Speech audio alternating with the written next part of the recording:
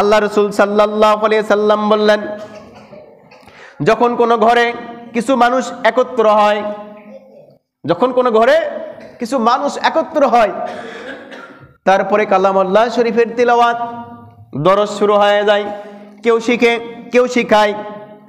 রাসূলুল্লাহ সাল্লাল্লাহু আলাইহি সাল্লাম বললেন, এক নাম্বার আসমান থেকে সকিনা ওই ঘরের মধ্যে ওই ব্যক্তিদের উপরে নাজিল হতে থাকে, সুবহানাল্লাহ পড়েন।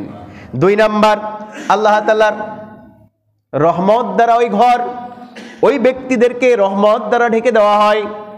তিন নাম্বার, আল্লাহ তাআলার তরফ থেকে ফেরেশতারা তাদেরকে ঘিরে ফেলে।